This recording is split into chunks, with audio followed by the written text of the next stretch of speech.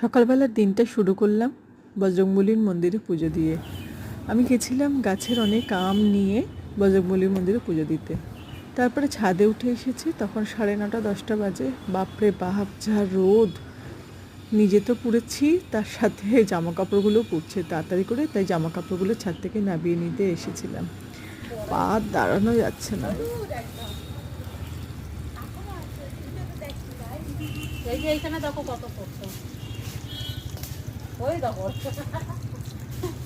ও নড়তে চড়তেই, ও যেই নড়তে চড়ছে টপ টপ পড়ছে।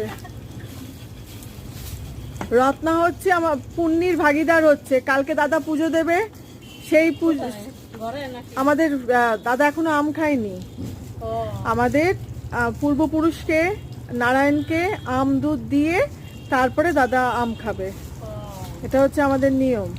তারপরে কালকেও আম কুড়িয়ে দিয়েছে, আমি বজরংবলীর মন্দিরে দিয়ে এসেছি গৌরীপুরে। আজকে হ্যাঁ, আজকেও আম কুড়িয়ে দিচ্ছে। আজকে যদি শরীর ঠিক লাগে আজকে যাব হচ্ছে ব্রহ্মময়ী কালীবাড়িতে। তো যা হচ্ছে, রত্না তার রত্না কুড়োচ্ছে। রত্না হচ্ছে পুণ্যির ভাগিদার। সেটা কোথায়? গঙ্গার ধারে।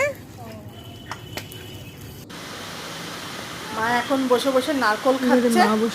সকালবেলা ব্রেকফাস্টে মুড়ি খাওয়ার পরে মায়ের বায়না হচ্ছে নারকোল খাওয়ার। নারকোল খাচ্ছে বসে বসে। মিষ্টি টিভি চালিয়ে দেবো? কিছু তো কথা বলো।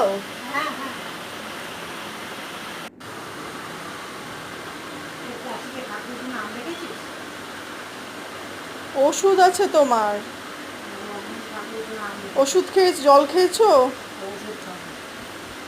জলের বোতল দুটোকে কাছে টানো।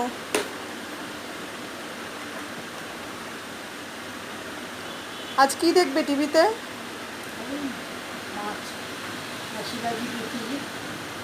ঠিক করে বলো।